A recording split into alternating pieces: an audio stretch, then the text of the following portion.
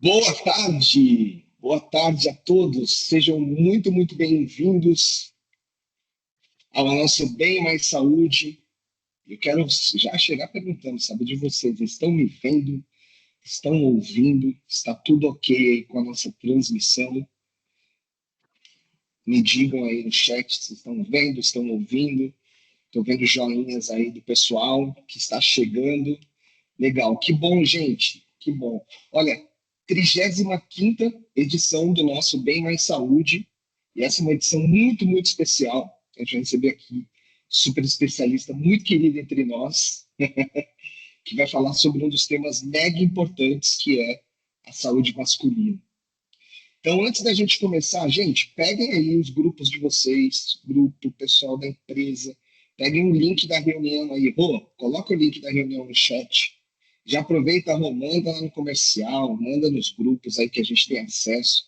Fala para todo mundo que a gente está começando para receber mais gente. A gente sabe que esses minutinhos iniciais aí a galera vai se conectando. E que bom ter vocês aqui, sempre com a gente. Estou vendo alguns nomes aqui que já estiveram aqui antes. Me digam aí de onde vocês são, a empresa, a cidade que vocês estão falando, para a gente conhecer um pouco vocês. Diga aí, digam no chat de onde vocês são, cidade. Olha aí, José, do Rio de Janeiro. Meu Deus, carioca. Seja bem-vindo, José. Seja bem-vindo ao link para a reunião. Galera, dá um Ctrl+C, Ctrl+V aí, chama a galera. Isso aqui é uma conversa super aberta para todos, um tema muito importante que a gente vai falar hoje, que é sobre saúde masculina. Legal, eu acho que esse é um tema extremamente relevante, porque eu vim até de azul, ó. Coincidente, vim de azul. Você deve ter, estou levantando, será que é azul? Até a garrafa também de água é azul. É tudo azul hoje. Crachá azul. É isso. Dá três com, José. Pô, seja bem-vindo, cara. Acho que você já teve, eu já vi seu nome aí, acho que algumas vezes. Então, obrigado por você estar aqui de novo junto com a gente. Chama o pessoal do 3Com aí para chegar junto com a gente mais esse evento. Boa. Legal. Pessoal, nós vamos falar sobre o Novembro Azul, né? E eu, como sempre, vou começar aqui transmitindo para vocês que não conhecem quem nós somos. Nós somos o grupo LAC 44, que é composto pela Bencorp, o Saúde da Gente, o Uniquera. E eu vou transmitir um vídeo rápido para vocês entenderem um pouco mais sobre o nosso ecossistema de soluções em bem-estar corporativo. Fala RH! Tudo bem? Queremos te contar a história da Benê, que é líder de recursos humanos na empresa X. Sabe, a Benê está super preocupada com os resultados da sua área. Notou um aumento de faltas e atestados, além de uma rotatividade acima do normal. E para piorar, está passando mal com um reajuste gigantesco do seu plano de saúde empresarial. Mas como resolver tantos problemas de saúde corporativa? Não é qualquer corretora que te entrega tantas soluções, não é mesmo? Ah, chegou em boa hora para conhecer o ecossistema LAC 44. Ela redesenhou seu plano de saúde, ofertando o melhor mix entre rede credenciada e cobertura, agora adequadas para necessidades pessoais e regionais das suas filiais. E através do programa de gestão de absenteísmo, consegue identificar cada colaborador, checar o diagnóstico de saúde, validar ou rever o afastamento, adaptando a rotina do colaborador e reduzindo os custos com a ausência. Agora, com tudo integrado, Benê conta com gestão do seu plano de saúde e da medicina ocupacional com um único fornecedor, contando com suporte em saúde ocupacional que captura as informações dos exames periódicos, selecionando colaboradores elegíveis ao cuidado coordenado da APS. Com atenção primária à saúde, a Benê consegue tratar da saúde dos seus colaboradores antes mesmo deles desenvolverem problemas graves de saúde, monitorando seus exames e estado físico, evitando que ele use o plano de saúde desordenadamente ou vá parar num pronto-socorro.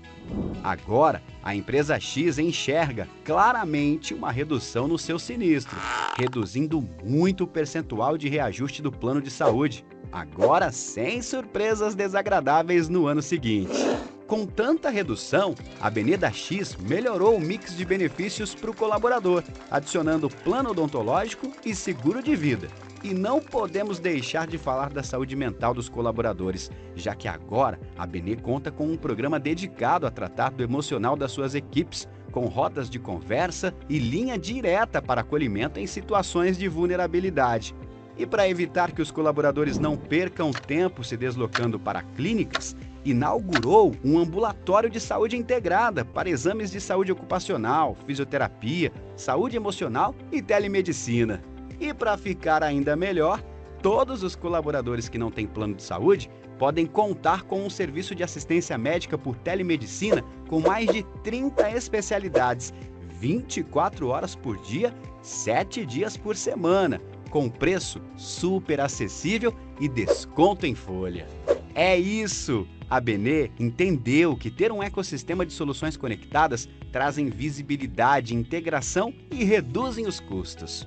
A gestão estratégica de benefícios associada à saúde ocupacional permite uma visão ampla dos riscos, facilitando a análise do sinistro, separando os grupos prioritários, sejam hiperutilizadores ou beneficiários de alto custo. Por isso, faça como a Benê, solicite uma demonstração do que o ecossistema do Grupo LAC 44 pode fazer pela sua empresa e pela saúde dos seus colaboradores. Legal, legal, legal. Eu geralmente, quando a gente vai começar a fazer esse papo, né, eu costumo sempre dar os meus pitacos. É pitaco, tá, gente? Quem vai falar com profundidade, dados estatísticos, conexão com tudo, é o nosso palestrante, que eu já vou apresentar ele para você. Na verdade, eu vou deixar ele se apresentar.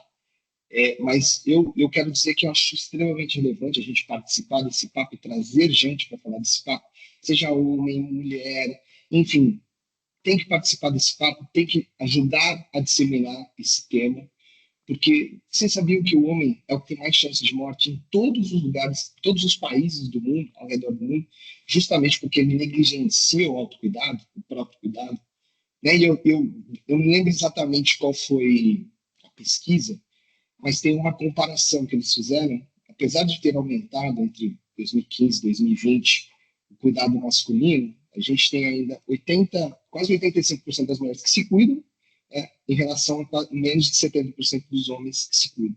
Então a gente ainda tem que correr muito atrás, né? Por isso esses eventos aqui são muito importantes para a gente desmistificar um monte de coisa, trazer para a luz esses temas, né? Outro dado super é triste, mas é relevante, é importante da gente falar, que o suicídio de homens acontece 4 vezes maior em relação às mulheres. No Brasil, 76% dos suicídios são de homens. Então, a gente não fala sobre saúde emocional, a gente geralmente costuma negligenciar o próprio cuidado, né? Não procura um profissional para falar do emocional, não procura um profissional para fazer o rastreio, né? A prevenção de saúde, o autocuidado que é tão necessário. Geralmente, cara, eu falo porque eu já fui assim, hoje me cuido. Robson sabe disso, que eu me cuido, inclusive, com o time da PS, que ele pode até comentar daqui a pouco. Mas é isso, cara. Eu acho que esse tema é um papo super importante para a gente. E agora eu vou trazer para a luz aí o nosso especialista do dia. Robson, seja muito bem-vindo para você falar para a gente desse tema tão importante que é o do Novembro Azul. Boa tarde, pessoal. Vocês me ouvem? Estou te ouvindo, sim.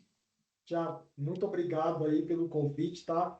Me sinto honrado de estar aqui hoje para falar desse tema tão importante, importante para a saúde do homem, que é o Novembro Azul. Então, muito obrigado aí pelo convite. Então, já começando aqui, fazendo uma breve apresentação, eu sou baiano, sou de uma cidadezinha do interior da Bahia, Miguel Calmon.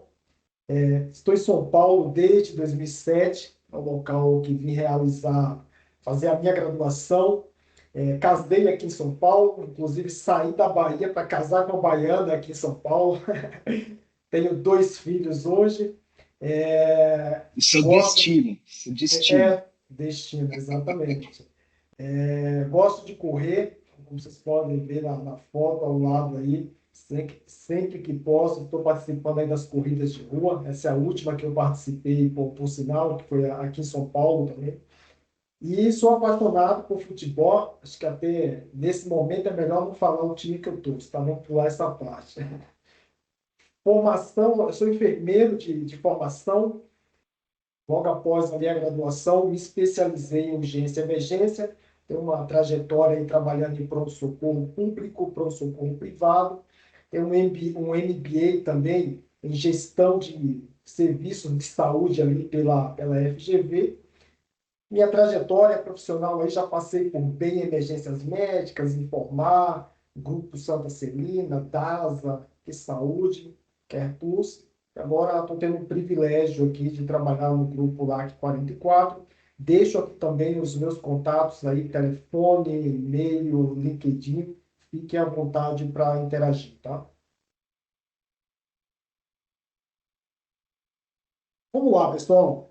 Eu pensei bastante com relação a esse tema, o que trazer para compartilhar aqui hoje com vocês.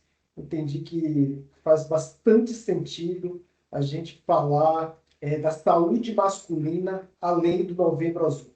Por quê?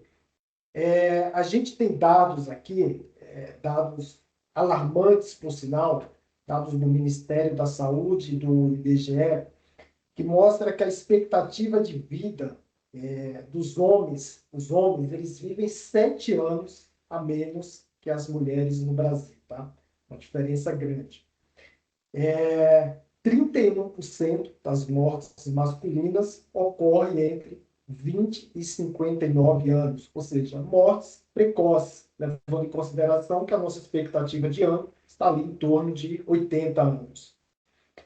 Homens fazem 30% menos consultas preventivas do que as mulheres.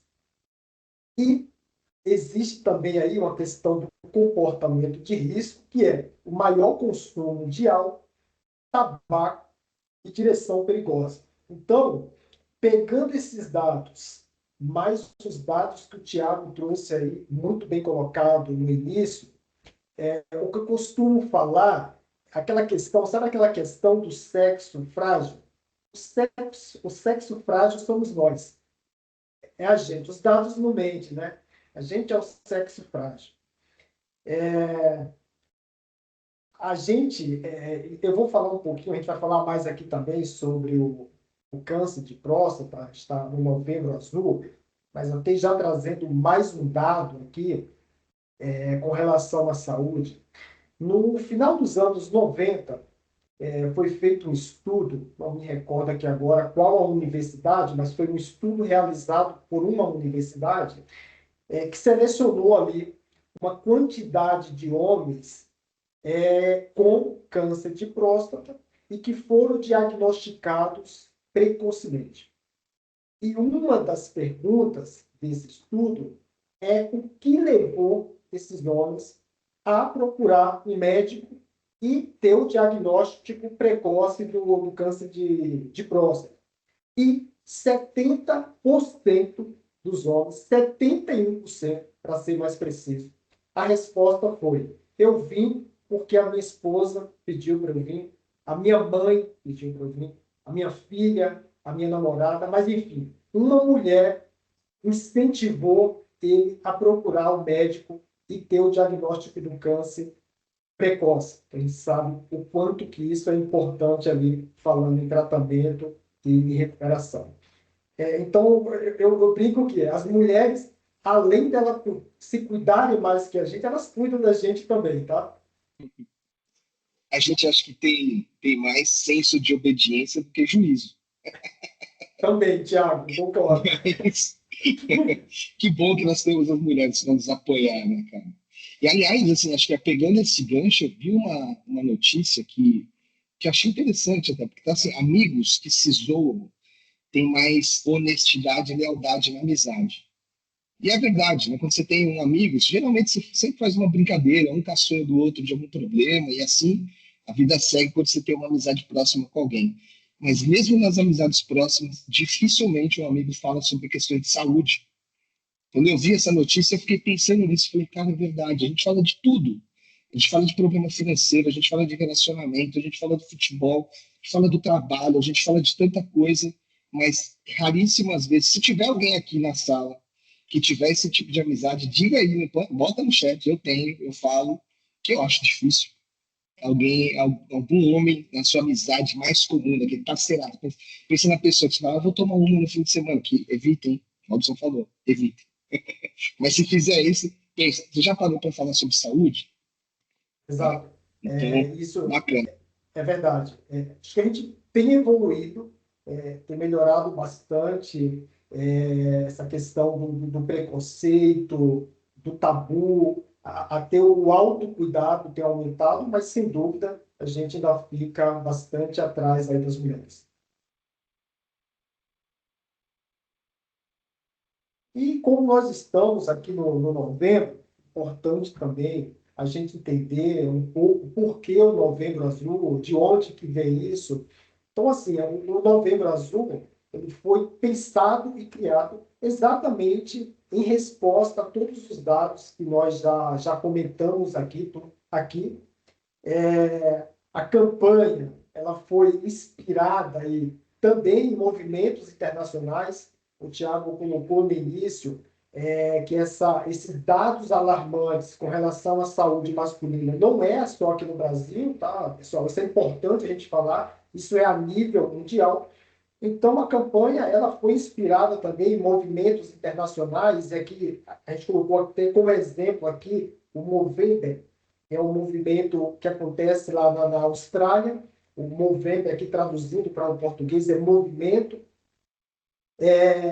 E por que o novembro, né? O novembro, porque dia 17 de novembro é o Dia Mundial de combate ao câncer de próstata. Então, ficou o novembro azul, tá? E aqui a gente começa a falar de prevenção.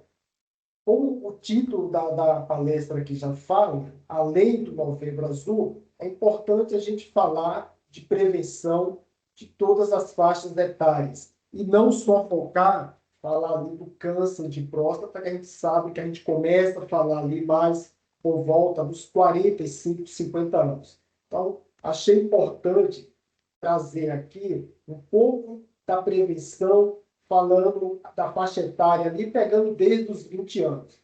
Então, a gente tem aqui, dos 20 aos 30 anos, quais são os exames essenciais, aquele check-up que todos nós deveríamos fazer. Primeiro, é o cuidado aí com a pressão arterial. Anualmente, a gente deve estar verificando o perfil lipídico a cada 5 anos, glicemia anual, se, no caso ali de sobrepeso, tá? Se não for sobrepeso, dá para fazer mais espaçadamente. Teste de HIV e infecções sexualmente transmissíveis anualmente, principalmente ali para quem tem uma vida sexual ativa. E o autoexame testicular, importante fazer mensalmente, tá? É importante a gente falar aqui também das vacinas, que é um fator importante de prevenção. Então, a gente tem aqui a hepatite B. Então, para quem não foi vacinado ali na infância, no calendário vacinal ali, é importante se vacinar. A tríplice viral também, para quem não foi vacinado. E HPV, é uma vacina super importante também. A gente vai falar um pouco aqui também do HPV. Até os 26 anos é importante fazer a imunização. Tá? Falando aqui da prevenção dos 30 aos 40 anos, aí a gente tem exames adicionais. Então, além de todos os anteriores, que eu já falei aqui, aí começa o PSA a partir dos 45 anos para a população geral. A triagem tiroidiana, que é o TSH, o ECG de repouso para avaliação ali cardíaca, tá? Ultrassom abdominal para quem tem fatores de risco. E aqui, atenção redobrada, e o Tiago já falou sobre isso também, com relação à saúde mental, ansiedade, depressão. A gente sabe que nessa faixa etária a incidência aumenta, a qualidade do sono e atividade física regular também é super importante, tá? Dos 40 aos 50 anos, existem exames adicionais. Aqui a gente já coloca a colonoscopia, ela é importante ali a partir dos 45 anos, principalmente para quem tem fator de risco. O PSA, que começa aos 45 e a partir dos 50, mais o toque retal anual. A dosimetria óssea, para quem tem fator de risco, avaliação cardiológica completa e aqui também entra o exame de vista e ali com pressão ocular, tá? Falando das vacinas, para essa faixa etária, é importante a gente citar aqui herpes zoster, a partir dos 50 anos, influenza, a campanha anual, e a DTPA, que é o reforço a cada 10 anos. E, a partir dos 50 anos, aí é monitoramento contínuo, tá? Então, todos os exames anteriores aqui que já foram falados é importante. O rastreamento de aneurisma de aorta também, e aqui é principalmente para ex-fumantes, tá? Esse exame é super importante, porque o risco ele aumenta bastante. Avaliação cognitiva anual, exame de audição e avaliação urológica completa. Então, é importante, anualmente ali, a gente procurar um urologista, fazer os exames, entender se está tudo bem com a saúde. E não tem como a gente falar de saúde no novembro sem a gente falar do câncer de próstata, tá? A gente tem números alarmantes dessa patologia. A gente pode até começar falando aqui. Hoje, quando a gente fala de dados relacionados ao câncer, a maioria vem do INCA, tá? Que é o Instituto Nacional de Câncer aqui no Brasil. Então, a maioria dos dados vem de lá. Então, a gente tem dados aqui, por exemplo, que 71.730 novos casos por ano é o que acontece, o que é esperado aqui para os próximos anos também, tá? A gente tem aí em torno de 15 mil, quase 16 mil mortes ano. É o segundo tipo de câncer mais comum em homens, então ele só fica atrás do câncer de pele, e 1 a cada 9 homens desenvolverá a doença. E aí, para falar de câncer de próstata, é importante a gente falar o que é a próstata, né? A próstata, ela é uma glândula masculina essencial. Ela fica localizada abaixo da bexiga, então de uma forma até mais clara e precisa, a próstata ela está localizada entre os ossos do quadril. Então é uma região também de difícil acesso, que é um complicador ali, quando se precisa fazer, por exemplo, a cirurgia para retirada de próstata, é difícil exatamente pela localização que ela está. Tá? Está localizada ali abaixo da bexiga e à frente do reto. Ela tem a função de produzir o líquido seminal, então ela faz parte do aparelho reprodutivo, tem o formato ali de nós, ela mede cerca de 3 centímetros cúbicos. Alguns exames traz a próstata também em grama. Então, se a gente traduzir isso aqui para grama, a próstata ela costuma pesar ali em torno de 25, 30 gramas, tá? Mas outros exames traz ali centímetros cúbicos. E ela cresce ali durante toda a vida. A próstata, ela engloba, ela abraça a uretra. Então, a nossa uretra, a próstata é envolvida pela próstata ali em forma circunferencial, tá? A grande importância da próstata é a função reprodutiva, então ela tem uma função importante ali no líquido seminal, que nutre os espermatozoides, tá? E é um local frequente aí de problemas após os 50 anos. Todo problema na próstata é câncer? Não, a gente vai desmistificar algumas coisas aqui também, tá? Então, nem sempre que a gente fizer um PSA e der alterado, vai ser câncer. E nem todos os problemas na próstata é câncer. A gente tem, basicamente, 3 tipos de problemas aqui que acomete a próstata. Um é o câncer de próstata. O outro é o aumento da próstata, que a gente costuma falar que é a hiperplasia prostática. E o terceiro, que são as prostatites. Então, basicamente, são esses 3 tipos de problemas aí que acomete a próstata.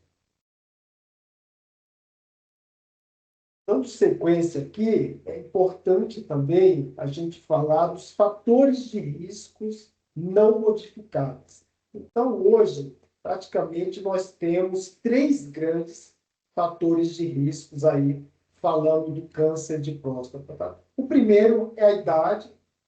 Então, a gente já sabe que a partir dos 50 anos, o risco ele aumenta significativamente e 60% dos casos eles acontecem ali na população com mais de 65 anos. Outro fator de risco é o histórico familiar. Então, para quem teve aí ou tem pai ou irmão com câncer, o risco ele aumenta ali 2 vezes mais de você também ter a patologia. No caso de parentes de segundo grau, o risco ele aumenta ali de 5 a 10 vezes maior. E aí, é importante trazer aqui também uma informação. Geralmente a gente fala ali que o exame ele deve começar a partir dos 45, 50 anos. Mas, se você teve, por exemplo, se o teu pai ele teve um câncer com 40 anos, com 30 anos você já começa a fazer o exame de rastreio. Então, assim, o que a literatura fala é que a gente deve começar uns 10 anos antes daquele caso de quando o nosso pai ali, por exemplo, teve um câncer. Então, é importante começar 10 anos antes, tá? Outro fator de risco é a raça, a etnia. Então, a gente sabe que os negros eles têm ali uma maior incidência e agressividade, uma maior mortalidade também acontece nessa população, e tem um fator genético também. Então, para quem tem aqui o gene, que a gente fala aqui, o BRCA, que é o mesmo do câncer de mama e o câncer de ovário, também tem um risco aumentado, e a síndrome de Lynch também é um fator de risco, tá?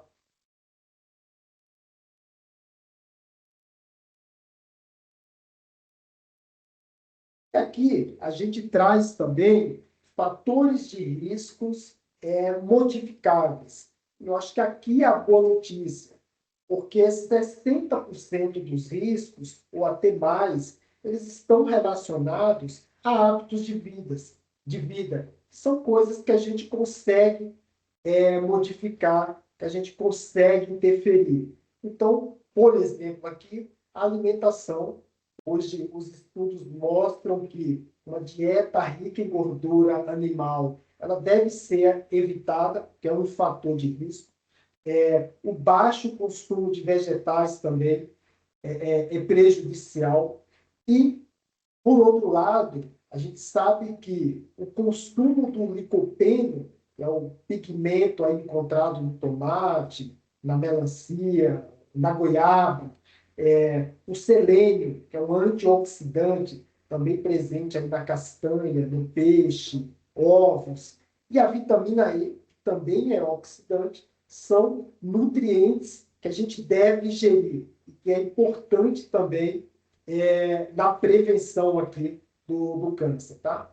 E o estilo de vida. Então, o tabagismo, ele aumenta muito a agressividade do câncer. A obesidade, já é sabido também que piora o prognóstico, e o sedentarismo e o alcoolismo também são fatores de risco que a gente deve prevenir de forma precoce aí, tá? E, pessoal, quais são os sinais de alerta do câncer de próstata? É super importante a gente falar, primeiro, que é uma doença silenciosa, tá? Então, 70% dos casos aí não manifesta sintomas. Quando os sintomas vão aparecer, é porque o câncer ele já está numa fase avançada. E isso dificulta ali um tratamento, e também é uma fase que vai trazer complicações. Então, por isso, a grande importância do rastreamento. A gente fazer os exames e descobrir o câncer de forma precoce. Mas quando ele não é diagnosticado precocemente e começa a aparecer os sintomas mais frequentes aí é urinar frequentemente, o jato urinário fraco, sangue na urina ou no sêmen, a dor óssea, principalmente na coluna, a perda de peso não intencional, tá? Então, sintomas urinários, eles são mais comuns no crescimento benigno. Então, é importante falar também que nem todo crescimento da próstata ele é maligno. Então, é comum, a partir dos 50 anos, a gente ter o aumento da próstata. E é um crescimento benigno, que não tem maiores complicações ali para a saúde do homem. Inclusive, pode acontecer esse crescimento da próstata externamente. Então, às vezes, ela cresce de forma extrínseca e não vai comprimir, por exemplo, a uretra, não vai trazer nenhum prejuízo ali para o homem. É comum a gente ver paciente foi fazer, por exemplo, o PSA, o exame de toque, e percebeu ali, descobriu um PSA alterado, uma próstata maior, e ele não tem nenhum sintoma, zero sintoma. Então, isso pode acontecer, tá? Então, falando um pouco aqui mais dos métodos de rastreamento, isso aqui é dado atualizado agora em 2025, a gente tem o PSA, que é o antígeno prostático específico, é um exame de sangue simples. Isso aqui é importante falar, ele não é específico para câncer, tá? Então, não é porque o paciente ele fez o exame, deu ali o PSA alterado, que ele vai ter o câncer. Não. E os valores normais ali do PSA, ele pode variar com a idade, ele pode ter interferência, por exemplo, se é um paciente que anda muito de moto, ele vai fazer o exame, possa ser que dê alterado, ele anda ali a cavalo, atividade física, ou se ele for fazer um exame de PSA e teve relação sexual no dia antes, o PSA pode dar alterado. É por isso que quando o paciente ele vai fazer o exame, geralmente ali o laboratório já traz essas orientações, o que ele deve se atentar antes de fazer o exame. Mas a gente sabe que alguns pacientes acabam não lendo ali ou não tendo essa orientação adequadamente e faz o exame, dá alterado, já cria toda aquela preocupação, aquele alvoroço, mas não é. Não é nada que precisa se preocupar ali, tá? Vai no Dr. Google, né? Vai lá no Vai Dr. no Google, Google, digita exatamente, e já fica já, desesperado, né? desesperado. Então, é importante ter essa informação. E o toque retal é um exame rápido ali, ele dura, aqui está menos de 1 minuto, mas o toque retal ele dura de 15 a 20 segundos e a gente ressalta sempre, é 15 a 20 segundos que pode salvar a tua vida, tá? Então, o toque retal, ele detecta aí tumores na região periférica, não causa dor, se realizado aí de forma adequadamente, tá? Vale ressaltar também que, assim como o PSA, o toque retal, ele não dá o diagnóstico que você tem um câncer. Você pode ter a próstata aumentada e isso não ser uma condição maligna. Então, se você fez o PSA, ele deu alterado, você fez o toque, e foi identificado um aumento da próstata, indícios, apenas indícios, mas aí ainda vai requerer mais uma investigação até chegar de fato ali no diagnóstico de câncer de próstata. Geralmente, quando tem essas alterações, o médico ali vai pedir uma biópsia, aí sim, uma ultrassom, uma ressonância magnética, enfim, para fechar esse diagnóstico. Então, a estratificação de risco, hoje, ela pode ser de baixo risco, e aí a gente vai fazer um monitoramento ativo, ou alto risco. E aí parte-se para uma biópsia, que é guiada aí por ultrassom. Tá? Então, quando a gente faz toda essa estratificação, e é uma coisa importante, porque o exame, quando você faz o exame, ele não vai vir, por exemplo, verde e amarelo. Você tem câncer ou você não tem câncer. Então, assim, vai precisar fazer, por exemplo, a biópsia, e a biópsia ali vai vir com laudo, vai falar qual é a agressividade desse câncer, qual é o score ali de risco, né? É uma escala que é bastante utilizada, que é o score de Gleason, para determinar qual é o risco desse câncer. E por que é importante saber o risco do câncer? Porque o tratamento está totalmente atrelado ao risco. Possa ser que o paciente ele tem o diagnóstico ali de um câncer de próstata e o médico ali, o urologista, a orientação que ele vai dar é apenas realizar o monitoramento, porque não é um câncer que vai trazer problema para aquele paciente. E muitas vezes, fazer o tratamento, seja ali uma abordagem cirúrgica ou uma radioterapia, pode trazer mais problemas do que propriamente o câncer vai trazer. Tá? Então, depende muito ali do grau de risco. Aqui vamos tirar aqui alguns mitos que são bastante comuns aí no dia a dia. Tá? O primeiro deles, eu acho que até já falei aqui, o PSA alto sempre significa câncer, é um mito. Ele pode indicar uma inflamação ou, como eu falei, um crescimento benigno ali da próstata. Tá?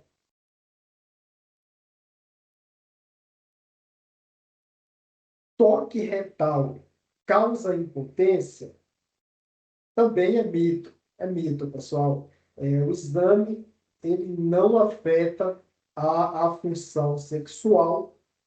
E tem outro mito, não sei se eu coloquei aqui na apresentação, mas também é um mito que, eu tenho câncer de próstata, eu preciso fazer o tratamento, eu vou retirar a próstata e agora isso vai comprometer a minha vida sexual. É mito. A próstata, ela não tem função, ela não interfere na parte de ereção peniana. Então, isso também é um mito que a gente precisa falar.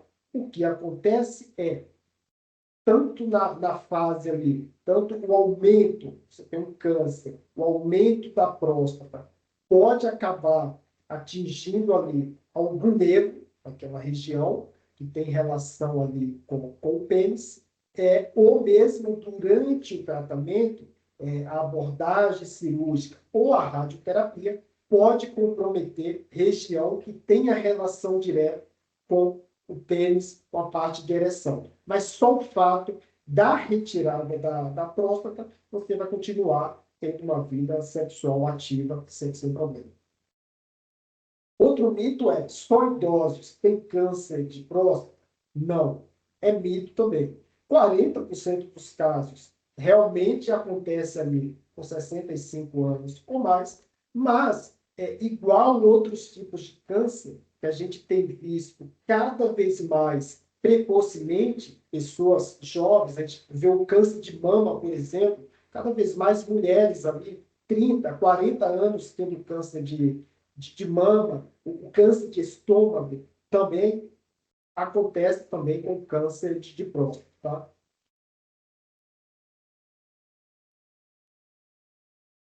Quem não tem sintomas está seguro? Não, nós já falamos aqui, é uma doença silenciosa, então 70% dos casos ali não apresenta sintoma, então isso é um mito, tá? A fase inicial, ela é assintomática.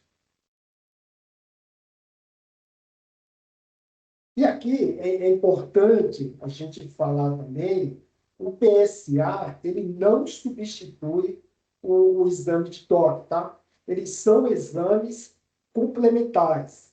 Então, você vai fazer PSA, se ele der alterado, você vai fazer o exame de toque.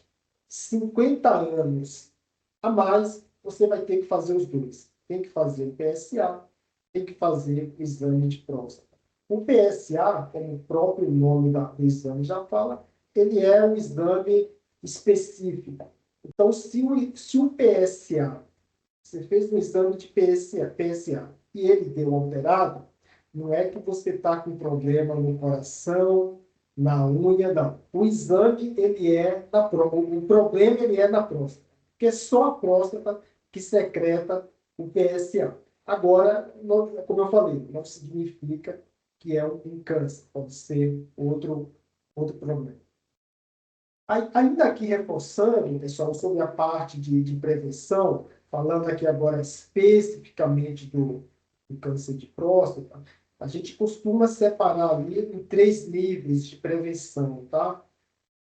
E o terceiro nível, eu vou falar aqui para vocês, e é uma confusão também, a gente costuma falar, mas vamos começar aqui pelo primeiro nível, prevenção primária. Então, como a gente já falou, uma alimentação rica em vegetais, atividade física regular, controle do peso, não fumar. Quando a gente fala do nível 2, ou da prevenção secundária, a gente está falando de check-up anual, PSA, mais um toque retal, e um acompanhamento urológico ali anualmente, tá? E o nível 3, aí já é uma prevenção terciária, a gente já está falando de tratamento adequado, se diagnosticado, e um segmento ali rigoroso.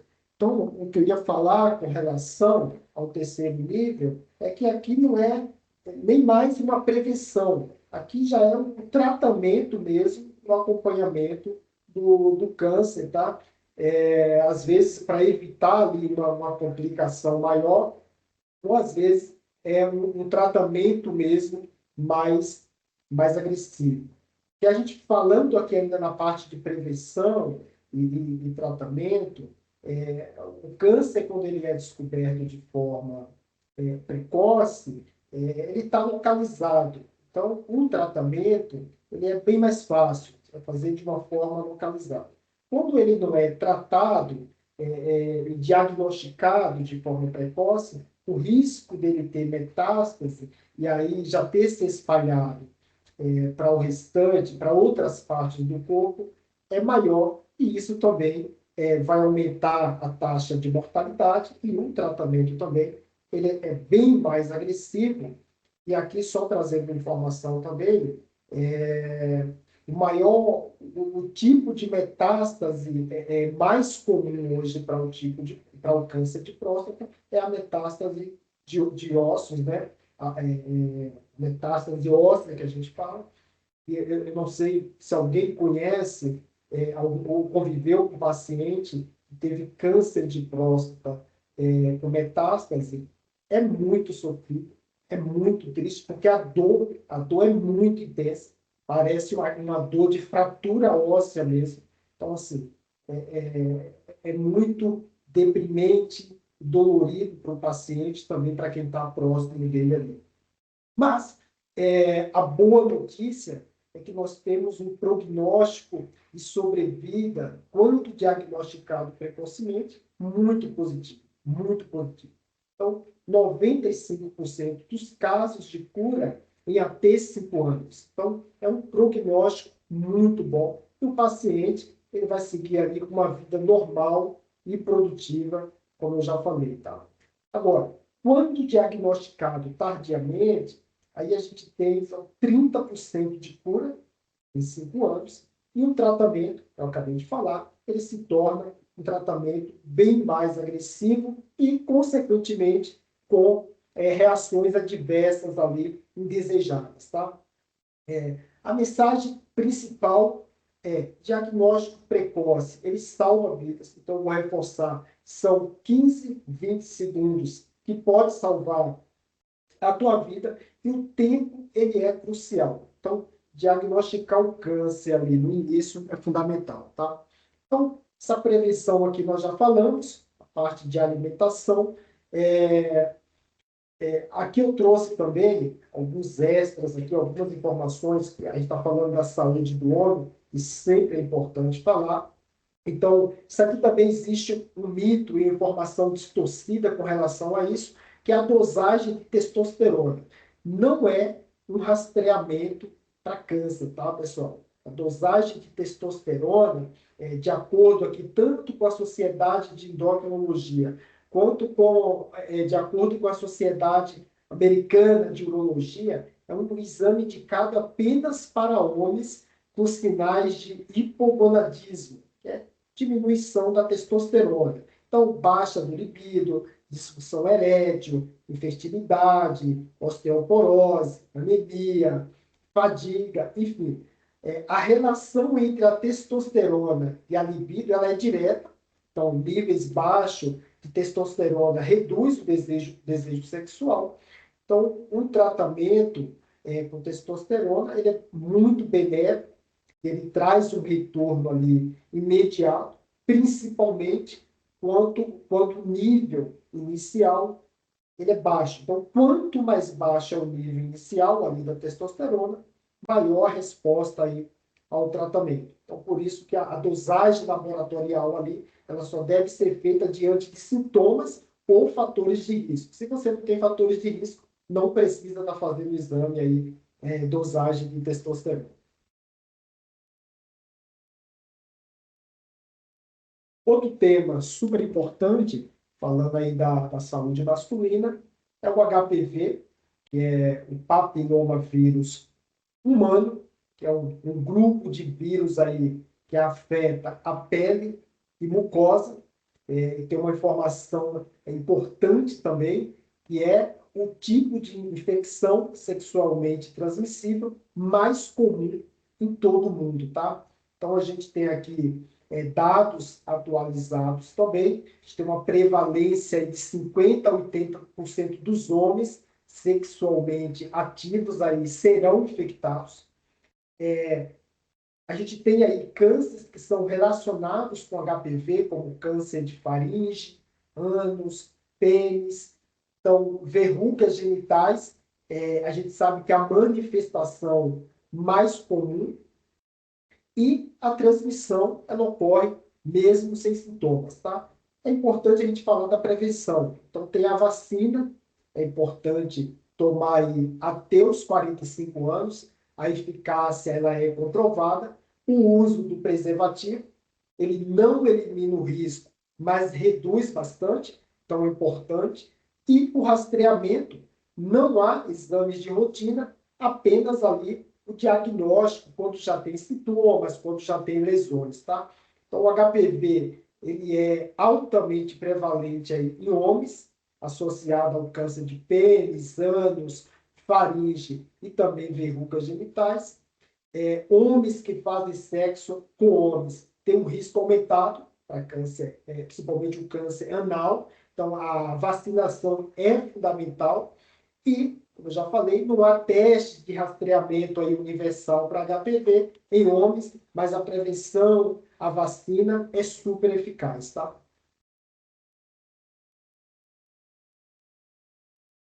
E era isso. Maravilha, Nossa, maravilha, Robson. Que aula, cara. Que aula. Obrigado. Como Eu que sempre, você é agradeço, sempre Thiago. gentil aí aceitar os nossos desafios, né? É a primeira vez aqui no Bem Mais Saúde, então te agradeço muito pela sua fala aí, por essa aula. E eu acho que eu estou levando daqui um grande aprendizado que quanto antes a gente começar a rastrear melhor, né? Quanto antes a gente começar a se cuidar melhor. Inclusive, gente, o Robson, ele é o nosso gerente de APS aqui, então ele sabe tudo sobre atenção primária à saúde, ele que organiza o nosso time com os nossos clientes, as nossas ações de atenção primária à saúde, que é justamente entender o cenário e atuar antes que a doença se estabeleça. Então, como isso é core business da companhia, o Robson sabe totalmente o que está falando aqui no tema. Então, eu vou abrir agora para algumas questões, e aí eu tive aqui, estava olhando aqui nos comentários, eu vi a fala do Rafael Márcio. Obrigado, viu, Rafael, você ter colocado aqui já as suas informações aqui, deixando o seu testemunho. E primeiro ele colocou, falar deste assunto é complicado, né? Apenas com a médica.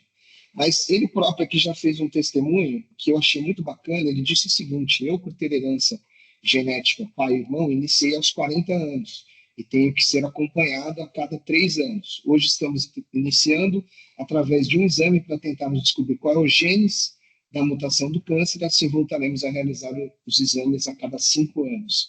Eu acho que é isso aqui, viu, cara? Você já começou dando um ótimo exemplo do que é falar sobre isso, é colocar justamente para fora essas questões de saúde, mostrar que está se cuidando, principalmente você que já teve experiência com a família. Eu achei isso super relevante, então obrigado pelo seu testemunho.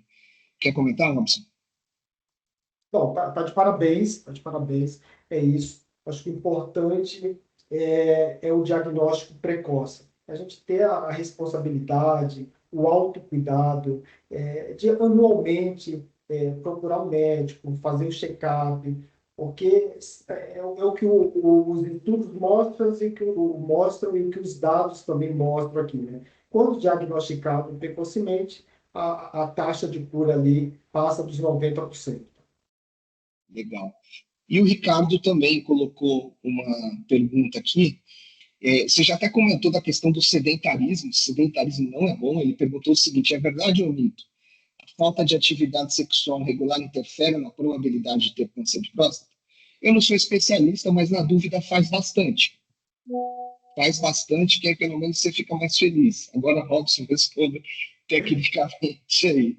Ô, Thiago, deu uma cortada aqui no áudio. Você pode só repetir a pergunta, por Eu vou favor? repetir a pergunta. É verdade ou mito? A falta de atividade sexual regular interfere na probabilidade de ter câncer de próstata? Eu respondi para ele na minha visão, faz bastante, que não vai atrapalhar. Não, esse é mais um mito, tá? Não tem relação direta. Maravilha, maravilha. Vamos ver se tem mais perguntas aqui. Ah, lá, o Rafael comentou, confesso que tenho muita vergonha, mas Rafael, obrigado, cara. De verdade, você já o seu comentário aqui, o seu testemunho, acho que já nos ajudou a cumprir a nossa missão do dia, que é justamente estimular essas conversas. E a gente está falando isso, às vezes eu uso a brincadeira, mas é com toda a responsabilidade para para falar sobre esse tema, né? Por exemplo, eu fiquei com uma dúvida sobre a questão do autoexame de testículo. Eu vi que, inclusive, tem aumentado as incidências desse tipo de doença, né?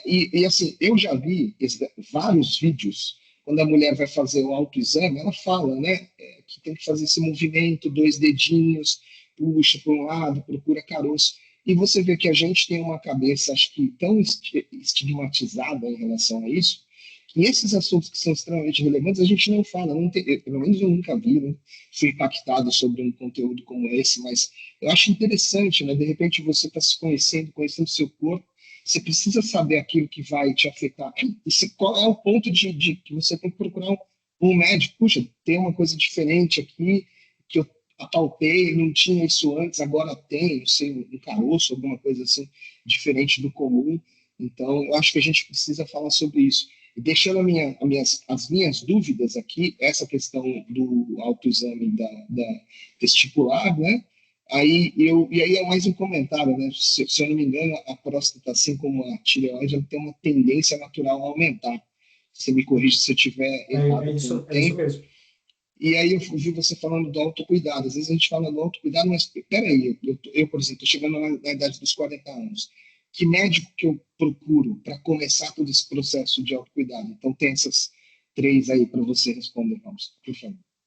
Tiago, com relação, começando aí já pelo médico, o que a gente fala vai muito da disponibilidade que o paciente tem ali. Mas pode ser um clínico geral, pode ser um médico de família, a gente recomenda muito, aqui trabalhando com atenção primária à saúde, a gente recomenda muito o médico de família, e geralmente, se esses médicos, ou clínico geral, ou o médico de família, ele identifica algum sinal de alerta ou alguma necessidade, esse próprio médico vai fazer um encaminhamento para o urologista, e o urologista vai fazer ali a investigação mais detalhada, enfim, que é um médico especialista, tá? Mas pode ser urologista, ou clínico geral, ou médico de família. Maravilha, show. Teve alguns comentários aqui, existe algum exame alternativo que possa substituir o exame de toque? Uma boa pergunta. Eu vi que tem algumas coisas que estão sendo desenvolvidas, mas acho que o mais efetivo é o exame de toque ainda, não é isso, Ronald? Hoje ainda é o exame de toque, tá? Não tenha nada que substitua. Então, a gente tem o PSA e o exame de toque. Quando é identificada ali alterações, aí sim, vai-se para um rastreamento ali, que pode ser a ultrassom, a biópsia, a ressonância magnética, mas essa fase inicial é o PSA e o exame de toque. Maravilha. Gente, vocês viram que eu deixei aí um QR Code. Por favor, todos aí peguem o celularzinho, avaliem o nosso conteúdo, comentem com a gente, deixem a opinião de vocês. Isso é extremamente relevante para nós. A gente está preparando aí o calendário de 2026, a gente está tentando entender quais são as principais demandas de saúde, as dúvidas gerais que todo mundo tem.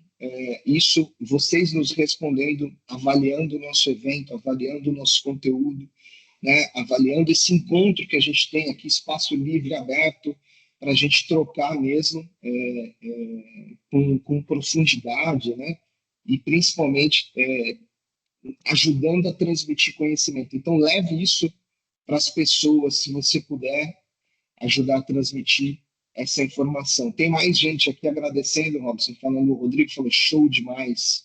A Nath, que é do seu time, falou, melhor líder do Brasil. É isso Obrigado, aí, pessoal. Aline. Obrigado, Aline. Excelente conteúdo. É fundamental reforçar a importância do cuidado do homem com a saúde. É verdade, é isso mesmo.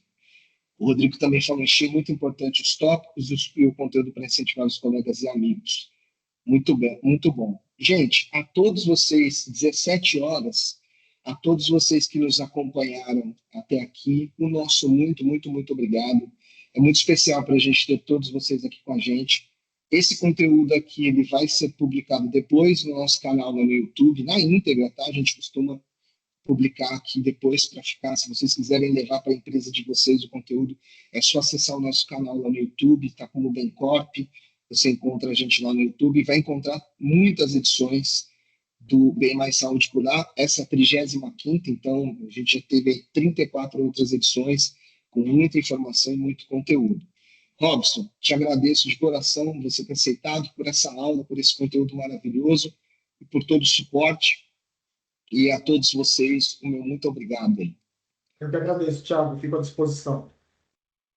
Valeu, Um gente. abraço, Muito pessoal. obrigado. Obrigado. Vamos encerrando por aqui. Vamos encerrando por aqui e aguardamos vocês numa próxima oportunidade. Até breve. Tchau, tchau.